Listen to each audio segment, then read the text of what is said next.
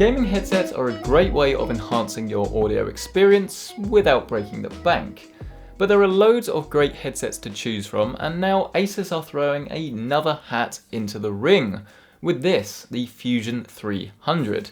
And it's a very interesting headset. It costs £99 here in the UK and has support for both USB and analog, with support for 7.1 virtual surround sound. Taking a look at the design, I have to say there's a lot to like, but unfortunately a lot maybe not to like quite so much as well. Firstly, it's very striking. The two red lights down either side of the headset, I have to say, look great to me and really do sort of push out the gaming-esqueness of the headset without going too overboard. It's a little bit strange though that these are red only and you've only got two effects to choose from, on or breathing. Not really something that bothers me, but if you're going to do it properly. The other thing about the headset that I'm not quite such a big fan of is just the way it feels in the hand. It's a little bit on the plasticky side. Some of the edges, especially on the front, are a little bit rough, and while the microphone is foldable, retractable, and it goes back into the body, it's done in such a weird way that it's actually not really that easy to use, and if you quickly need to mute the microphone, you can't really do it quickly at all. It's just a little bit strange. On a comfort level though, I have to say that these things are remarkably comfortable and are up there with some of the best when it comes to long-lasting comfort throughout your gaming session. The top headband has a nice amount of foam underneath with a sort of cloth finish that feels good against the top of the head.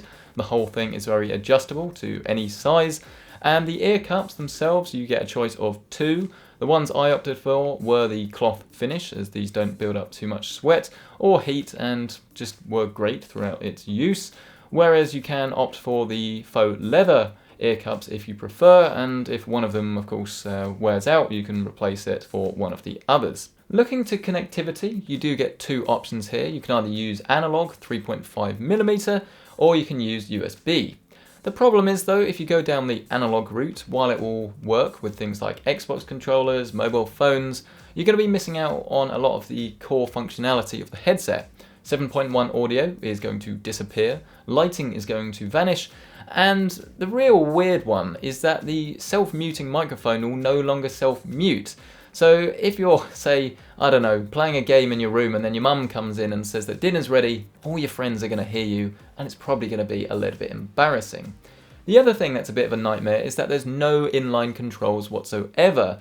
So doing any adjustments is going to have to be done in software. And if you're getting the picture so far that a lot of this headset isn't ideal, unfortunately that is continuing when we get into the real meat and potatoes, which is performance. Because the musicality of the headset, it's not great. The audio quality, for the most part, especially if you're gaming, is fairly solid. But for £100, to be honest, I expected a lot more. The bass response is excellent and is pretty much where I'd like it to be. But there's no software control, at least that I can find, to tweak any of the settings. And as soon as you start playing some music, you'll notice that this thing just lacks a lot of detail and clarity. If you're mostly doing gaming, so I've been playing Destiny 2 pretty much every single night on the PlayStation 4, then to be honest, I've experienced no problems with it whatsoever, and I've happily been using it. I've got a wide array of headsets to choose from, and I've never felt that I've been at a disadvantage by using this one. But as someone that would use a headset if I was going to use it every day for music, this isn't something, unfortunately, I would want to use. Now, of course, the other thing that we do need to talk about is the microphone quality.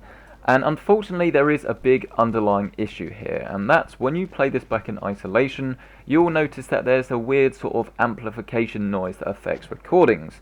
Think electric guitar amplifier before you plug something in and it's making that hum. That affects recordings on both analog and digital modes. It's not actually that noticeable though once you mix it in with other sounds, and as such I've had to sort of re-record part of this review because I wasn't happy with my initial findings. Because the microphone is definitely passable, there's not really anything in the way of a pop filter though, so even taking that issue aside, it's still not fantastic. But if they can manage to fix that amplification problem with a firmware update, then I think for most people this will be a very usable headset, but it definitely won't be anything class leading. And so then, where does that really leave us? Well, on the positive side, this is a very comfortable headset, and design-wise, I do like its appearance. The problem is, though, that while it is very comfortable, the audio quality just isn't up to snuff.